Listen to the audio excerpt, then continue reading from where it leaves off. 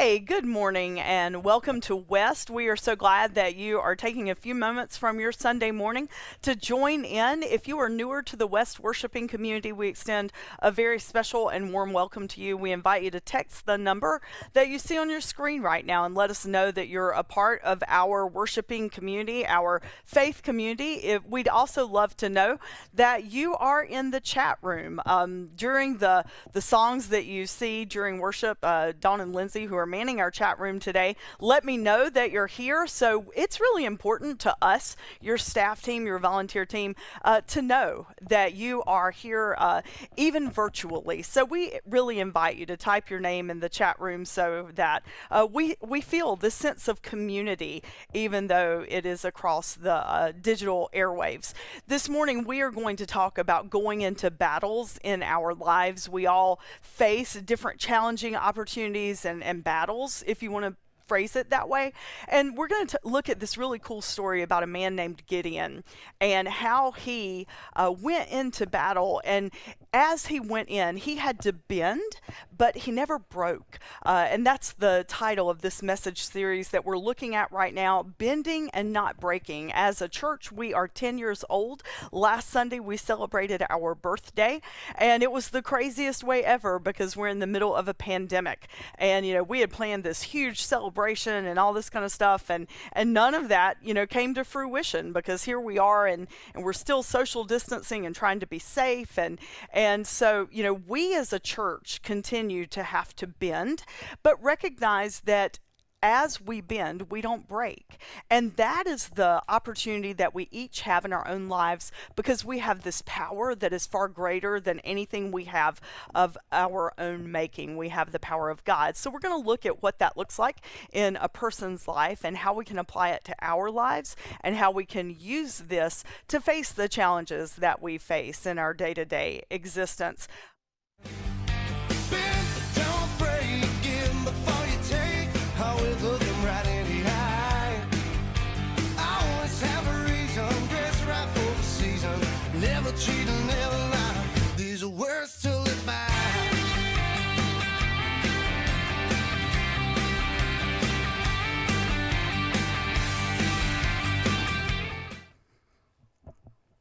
So first of all, thanks for doing what I asked. Thanks for typing your name in the chat room. I mean, really, we miss you. And I know you miss being together in a space at the same time, but they read me your names, and it was just nice to recall your faces and preach actually with you and speak with you instead of just to the blinking light on the camera. This morning, I want to tell you a story, and it's a two-parter. I'm going to tell you the story at the beginning, and then we're going to come back to it at the end. And I want us to look at these situations that we face in our lives when we are called to go places or to do things that we may not think are the best things or that make the most sense, but how God is at work in and through all things. And what can happen when we go where we're called to go or go where we're nudged to go, the powerful thing that comes when we follow that call and that nudge from God. So Lane Smith is my daughter, and she ran cross country. She started running cross country in middle school and was actually a really great runner. She gets it from her mom, haha. But I don't run unless you're trying to bring physical harm to me. But she was a great runner, and she was very successful in cross country in middle school and high school, and then even like when she was on JV as a runner, they would put her on varsity. She did really, really well. Well, then in her senior year of high school, she was in a pretty horrific car accident on 150. It was like 6:30 at night, and a guy fell asleep at the wheel, and he crossed over right in front of the steam station, hit her head on. The only thing that happened to Lane was she suffered a severe concussion, and it like messed up her hips, but she walked away from the car accident, and we were so grateful. But it really messed up her running career and her soccer career, and so she no longer would qualify for the varsity running, and so she would have to always run JV. But that didn't deter Lane. She was like, okay. And I don't know if you've had the privilege of meeting Lane, but she is like 99% of the time, this huge bundle of energy. Like, she won most schools spirited, senior superlative, and all that kind of stuff. And on the cross country team, she was the loudest one, you know, yelling and all that kind of stuff. She also won most spirited for cross country. And her coach noticed that and probably got on his nerves. But he would often comment to Lane about her high energy. And she would allow that energy to not deter her when she wasn't as successful. But it was the last meet of the season, and it was a big one. They were set to go to the county or regionals or something like that, and one of their varsity runners was not going to be able to run that day. Well, Lane's time was not such that she was going to be, you know, the next in line to go run varsity. So she was shocked when the coach came up to her and said, you know, hey, I want you to run varsity today. And she was puzzled, and she's like, there's no way. I mean, this is going to be embarrassing. And the coach didn't care. The coach said, I want you to go run varsity. So Lane did as she was told, and she ran varsity. And not only did she run, she got lapped by all of the other varsity runners. And she tells this story and still laughs about it to this day. And as her mother there watching her, I'm like, oh my gosh. I mean, I was so embarrassed because I thought she was going to be just overwhelmed with, you know, anxiety and being embarrassed because, I mean, she was literally being lapped on the course. And but she wasn't deterred by it. She just kept running. How many times in life are we called or asked to do something, or we feel like we're supposed to be doing something, but the path in front of us just does not show us that our path or our race or our battle or whatever it is that we're trying to do is going to be easy. And so then we get deterred and we start feeling intimidated by what is in front of us, and then we go into hiding. Not necessarily, you know, like on a cross-country race or some physical race, but, you know, in our relationships, in our jobs, in the way we manage our personal lives, even in our spiritual journeys. Lots of times the things and the ways and the paths that we are on or that we're supposed to take, they end up being intimidating to us. And we feel like we are overwhelmed or underqualified or frankly just unable to do it. And so instead of going full steam ahead, we retreat, we go inward, we build up walls between us and others, and we just feel inadequate. I think that's how a lot of us feel right now in this time and season in our world. I mean, we're facing unprecedented challenges, and whether it's trying to educate our children at home or trying to teach children in a digital space or trying to manage jobs and manage families and trying to manage a retirement savings that keep going up and down. You know, we all have so many challenges in front of us. And if we aren't careful, those challenges become very overwhelming. And we get to the place where we feel like we are at that breaking point. So that's why we're talking about this today. Not only us as a church, but us as individuals, we have to find ways to bend and not break. We have to find ways to courageously go where we're nudged to go or where we feel like we're supposed to be going and not be afraid. So I want us to look at this biblical story this morning. It is a powerful story, and it is about this man named Gideon. And you can find this story in the book of Judges, and it goes through several chapters. We're going to look at just a few select passages of scripture from those two chapters. But join with me right now, and let's look at Judges 6, 11, and 12. One day the angel of God came and sat down under the oak in Ophrah that belonged to Joash the Abiezrite, whose son Gideon was threshing wheat in the winepress, out of the sight of the Midianites. Now that's really important. Gideon is threshing wheat out of the sight of the Midianites, that they were the enemy of the time. The angel of God appeared to him and said, God is with you, O mighty warrior. Now let's bring a little clarity to the passage here for just a minute. So angel of God, angel means messenger. It does not mean this little white, translucent being like floated out of the heavens and appeared in front of him. A messenger, an angel was a messenger from God. So this messenger shows up with Gideon and he's like, hey, look, oh mighty warrior, God is calling you. Now, it's interesting to note that Gideon is threshing wheat in a wine press, in a wine cellar. Now, when you thresh wheat, I know we've all been doing that during our day jobs this past week. When you thresh wheat, you don't go down into a wine cellar or a wine press. You actually would be doing that out in the open area so that when you get off the good parts of the stalk, the part that's going to be used in cooking and for nourishment, the stalks would blow away. But Gideon, he's a farmer and he's a scaredy cat. He's a chicken. Because this group of people, the Midianites, they were like proselytizing the land of the Israelites. And the Israelites, they would go and they would farm and they would be productive. And then the Midianites, they would come and they would just take over and steal all the crops of the Israelite people. The Midianites, they were powerful in force and in number. They overpowered the Israelites, and they were like the strongest group of people that were inhabiting this area of land at this time. And the Israelites were oppressed by the Midianites. And Gideon knew that.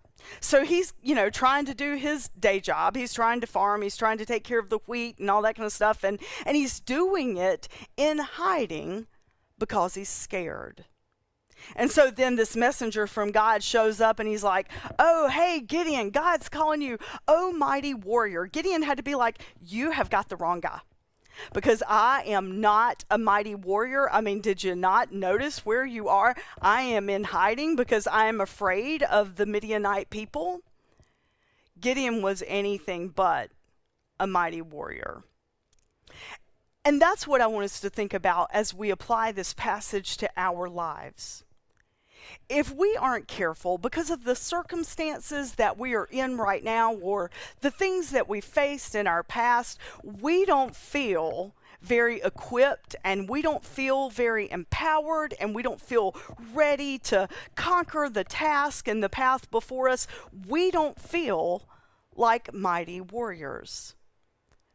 I think a lot of times we feel just like Gideon and like the enemy, or what is in front of us and what is facing us is far bigger and more powerful than we are. We're intimidated by that. We're intimidated by our fear. We are intimidated by the unknown. And so we go into hiding. But the same words that God used with Gideon that day through a messenger, God gives to us. God calls us mighty warriors. So let's keep looking at the story. Gideon replied, with me, my master? Okay, so if God's with us, then why has all this happened to us? Where are all the miracle wonders our parents and grandparents told us about, telling us, didn't God deliver us from Egypt? The fact is, God has nothing to do with us. God has turned us over to Midian. But God faced Gideon directly. Go in the strength that is yours and save Israel from Midian. Haven't I just sent you? And Gideon said to him, me, my master, how and with what could I ever save Israel? Look at me. My clan is the weakest in Manasseh, and I am the runt of the litter. And God said to him, I'll be with you. Believe me, you'll defeat Midian, as one man. So Gideon's there, this messenger comes, he calls him O mighty warrior, and then Gideon does exactly what you and I do. When we are faced with something that seems bigger than us or seems unknown or seems intimidating, we argue and we say, who? Me? Or why me? I mean, he's asking all those questions, those same questions that you and I ask. He's like, first of all, there's no way. Have you noticed who? Me? You're calling me? You think I can go do this? You think I'm a mighty warrior? And then, why me? God, look, you have bailed on us over and over again. This same God that I've heard about from my parents and my grandparents, we don't see that now. In fact, I'm doing my job in hiding because I am so afraid, because God, you don't seem to be providing a way for us out of this mess. Do you feel like that right now? I mean, how many of us thought that by, the end of September or middle to end of September that COVID would be under control and we'd be back to life as normal? Life as normal won't ever be again. It will be, whether we want to admit it or not, a new normal. So we can adjust how we go into that and how we face that, just like Gideon did. We can ask all the questions, and one of the really powerful things about this story, and we're not going to look at these verses but just for time's sake, but as Gideon wrestles with God and they have this back and forth, God says, look, you're the man, you're the one. I want you to go get the Israelites. I want you to form an army, and then I want you to go into battle, and I want you to fight the Midianites. You've got this. And so Gideon, in his full humanity, just like you and me, he doubts, and he's like, okay, well, maybe, but if you want me to do this, then prove it to me, God. And so for a couple of times, like, Gideon would bargain with God, and he's like, okay, I'm going to leave this piece of wool on the floor, and if it's damp, then I'm going to know that you're here, and if it's not damp, then I'm going to know that you're here. I mean, this back and forth goes on several times. And I think that's one of the beautiful things about this story, is that God let Gideon have his doubts. And even though he had his doubts, God didn't turn God's back on Gideon. God always showed up. The same is true for us. God always shows up. So let's talk about what God is. It's not, some billowing man that's going to descend from the heavens with a long white beard and long hair. God is this power, this sense of love, this sense of peace, this sense of courage that we can have in each of us if we will trust that it's there. God used an angel, a messenger of God, to give these messages to Gideon. Where do you have messages in your life right now that you just aren't listening to because you're too intimidated or too afraid or too uncertain of the unknown? But God's right there. God is nudging you, nudging us. We're just too afraid to listen. But God doesn't give up. God is a relentless God with a relentless love. And so God keeps showing up with us, and just like he did with Gideon. And every test that Gideon would put God to and say, okay, well, if you do this, then this will happen. God did it. And so this goes on back and forth a couple of times. And then Gideon does what God tells him to do. He goes and he calls the Israelites. And he gets this army. Now, it's important to note that the Israelite army, was outnumbered by the Midianite army 4-1. But Gideon was going to do what God wanted him to do, so he calls all the people together, and he has, I think about 32,000 people, and God's like, okay, great, I'm so glad you're finally listening to me, but there's a problem. You have too many in your army. It's just too many people. And Gideon had to be like, what the heck? I mean, I finally get enough courage to go and I go and I call these people and they come and now you're telling me I've got too many? And God's like, you know what? I don't want the Israelite people to think that the victory that you're getting ready to have over the Midianites, I don't want you to think that victory's yours. I want you to finally get that maybe this victory and this power, it's me. It's me working in you. And that will be the reason that you're victorious. And if you have 32,000 men, it's going to be real easy for you all to think, oh yeah, look at us. We're hot stuff. We're tough. We're going to conquer them. So nope. I want you to tell your men, hey, if any of you don't feel like you're all in, you are free to leave. And Gideon's like, all right, whatever. So this is one of those examples that, we were called to go do something and then it doesn't look exactly like what we think it ought to be. So we have to bend. So Gideon bends and he's like, all right, I'm going to do what you say, God. So he tells the army, hey, if you're not all in, go away. So like 20,000 of them leave and he's left with about 10,000. So he's like, all right, well, the odds are certainly continuing not to be in my favor. But okay, God, here we are, our little 10,000. We're ready to go into battle. And God's like, you still got too many people.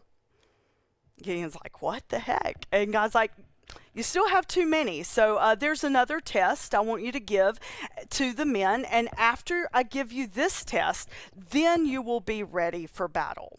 I want you to take them down to the lake and I want you to tell them to get a drink of water. Now, some of the men, when they go down to the lake, they're going to kneel down and they're going to bend over and they're going to drink right from the water. But then the other group of people, they're going to go down and they're going to take their hands and they're going to cup up the water and they're going to lap up the water like a dog from their hands. Now, the men that do that, you need to send them home. But the men that go down and they bend over and they drink from the water without drinking from their hands, that's who you need to take into battle. So Gideon does what he's told. And it ends up that from 10,000, he gets down to 300 men. And that's what he was called to take into battle. Now, can you imagine? I mean, he was already afraid at the very beginning. He was hiding, in his wine cellar. And then he ends up with, tens of thousands of men in an army. And in this back and forth with God, he ends up going from, multiple thousands to 300. Those are really bad odds. But somehow, through all this back and forth and through this process, something changed in Gideon. His fear and his uncertainty turned into trust and faith. So my question for us today is, how can we use our fear and our intimidation and our pain and our uncertainty? How can we use that and it become not something that holds us back, but can it be transformed? I believe it can. And can it be transformed into trust? And can it be transformed into faith? Gideon gets ready to go into battle with the 300. And the night before he was to go into battle, this happens. Take a look at these words. Gideon arrived just in time to hear a man of the Midianite army, tell his friend a dream. This man said, I had this dream. A loaf of barley bread tumbled into the Midianite camp. It came to the tent, and it hit so hard that it collapsed, and the tent fell. And his friend said, this has to be the sword of Gideon, son of Joash, the Israelite. God has turned Midian, the whole camp, over to him. When Gideon heard the telling of this dream and its interpretation, he went to his knees before God in prayer. And then he went back to the Israelite camp and said, "Get up and get going. God has just given us the Midianite army." So Gideon becomes transformed and is ready to go into battle because he overhears a dream about a loaf of bread. Now that's sort of crazy, but it gave him what he needed. He hears these guys talking about this dream, and he hears the interpretation of it, and that's the sign that he needed to have the courage to follow God. There are signs in our lives all the time.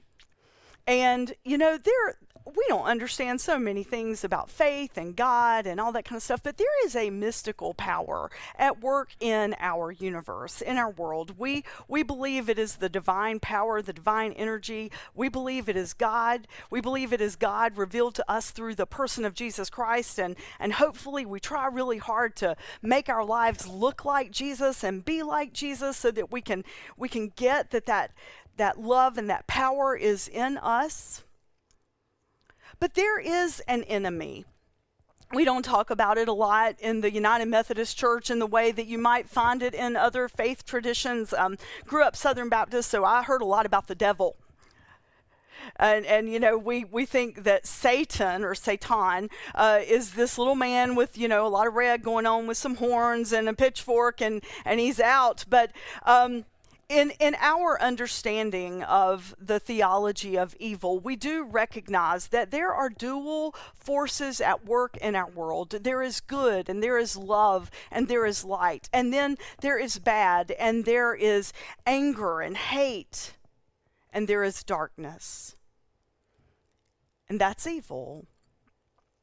And it's important to recognize that, because you see, these paths that we're on, we all have a path that we're called to be on, a path of perfect love, in unity with God, being atoned with God, at one with God, at one with love. And we're all called and empowered to do some really great things with our lives. And we don't have to go win the Nobel Peace Prize to do great things with our lives. We can just love each other. Wouldn't the world be a much better place if we would all act out of loving each other with a gracious and a forgiving love? But there is this, we have to recognize that there is this negative force that is at work in our world. If you read our e-news, the Friday email that we put out a few weeks ago, around 9/11 actually, I wrote about Satan, the word Satan or Satan, and that it means the accuser. It doesn't mean a little red man with a pitchfork and some horns running around, but it means the voice of the accuser. That is evil. And we all have that voice that exists in our beings, just like that voice of love.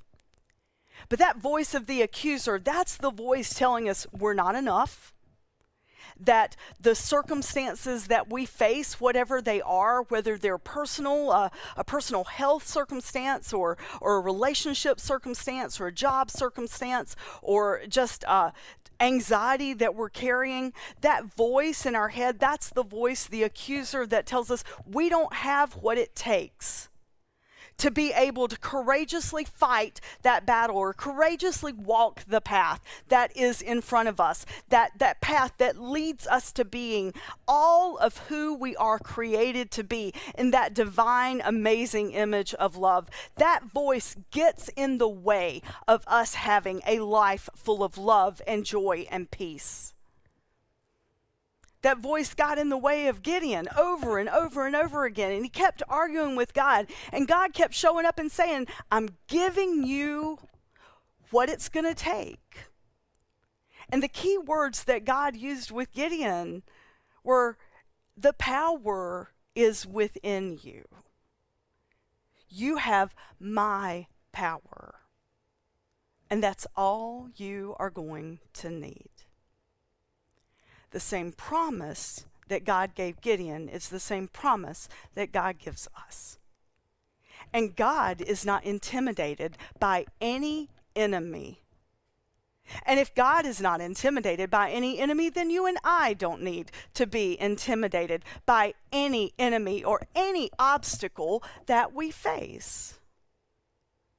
We have to trust that God's power is in us. If you go and you read in 1 John, we read that the power that is in us is greater than the power that is of the world.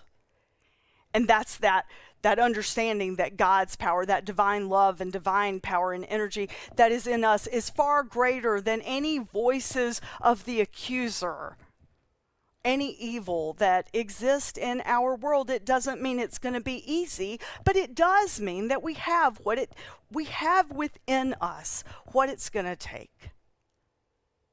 We just have to own it. We have to claim it. And sometimes we may have to actually take steps on our path, even though we don't know where we're going. I'll confess to you that over the last 6 months, there have been times that I'm like, okay, we've got this, staff, we've got this, we can do this, church. We were actually poised to go into a pandemic because we have this amazing worship production team and they're here and they've always been so diligent about us being on the cutting edge of technology. So guess what? We went into the pandemic, we're like, okay, we can do this. We missed you, but we were equipped. But guess what? We weren't equipped for it to go 6 months. And do you want to know what's happened over the past 6 months other than we've all gained weight? I think we've owned that together. But what's happened over the past 6 months is we've gotten tired and overwhelmed. And frankly, there have been many times that staff and I have shared with each other, we are not sure where we're supposed to go. Now, I like to pretend I've got all my stuff together. I use another word in my everyday language, but I like to pretend that I've got it going on and I've got all my stuff together. But really, over the last month, there came this time and space where I had to admit to our leadership and to our staff, I don't quite have this all figured out anymore. They're saying don't get back together in person for months to come until there's a vaccine, blah, blah, blah. And I'm still not sure how we continue to maintain a church when we can't be together. So finally, I just gave up and said, I got nothing. Aren't you proud I'm your leader? But I told that to the staff. I told it to some of our leadership. And I said, I need you to pray. If we claim this power that is out there for us, I need you to pray. I need you to pray for direction and wisdom. I need you to pray that the staff don't become overwhelmed and get weary from having to recreate their jobs all the time. I need you to pray that we have what it takes to keep being this church that we believe God has called us to be. When you ask people to pray, powerful things start to happen. Over the last 3 weeks, interestingly enough, out of the blue, I keep getting the same message from different people about where they see God nudging West to go in the future. And every time somebody of West tells me they feel like God is saying something to them, I really do listen and pay attention. So for the past 3 to 4 weeks, that's what I've been doing. And it's really interesting to see how God is at work through the voices of others. Those messengers, those angels, they show up. And I'm telling you all that not to reveal some big grand plan because it isn't all figured out yet. But I'm saying I have been where you are. I too feel overwhelmed. I feel like I don't quite have what it takes to get us down this path in front of us. But when, like Gideon, I finally gave up all the I and realized that it's not about me, it's about God, and I knelt in prayer and had other people kneel in prayer, that's when God showed up and I was able to hear God. God had been there all along. I just wasn't listening. It's really ironic, and I'm using this as an example because I want you to see that these are not just fictitious words in a book that happened a couple of thousand years ago. There are a lot of metaphorical images in scripture that we talk about and talk about. Some things can be taken literally and some can't.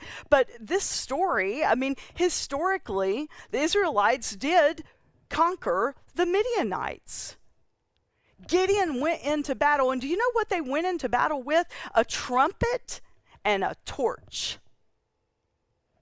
They didn't have all this armor and all these things that they thought they needed. Gideon said, here's what you're going to go into battle with. Basically, a candle and a trumpet. And when I call for you, you use them. You raise your torch and you blow your trumpet. And that is what happened. And somehow the Midianite army ended up turning on itself. And the Israelites won. They won the battle. But to win the battle, they had to bend and bend and bend. But they never broke. This morning, Faye Carrasca, she used to be our pastoral care catalyst, and she retired for like her third retirement in her life to be a great grandma to some amazing grandchildren. But she is such a woman of deep faith and powerful prayers. And every Sunday she texts me a prayer, and they're so interesting because Faye has no idea what I'm preaching on today. Faye has no idea the things that have been going through my head. She and I haven't talked in person in gosh, months. But here's her prayer this morning. Lord God, as I sit here in the cool of the morning, surrounded by all that you have created, I am blessed. Oh God, bless Andrea. And then listen to what she prays for. It's crazy uncanny. Bless Andrea with eyes to see what lies ahead, and eyes that see from your perspective, eyes to see your hand in everything. Remind her, what she can't see, you can, and you're always working and in control. Help her have no worry, because she has you. Now, if I actually wrote a sermon on a piece of paper, I would think Faye got my sermon and read it, but I never put anything on paper. It's a lot of study, and it's all in here. Faye had nothing. She had no clue what I was going to talk about this morning, but that's exactly what I was going to preach. What if we all have eyes of God's perspective? And what if we try to look at the battles that we're in and the past in front of us, not from our own perspective and abilities, but what if we recognize that that power that God gives us is within us, and we look at it from a perspective that can conquer any enemy?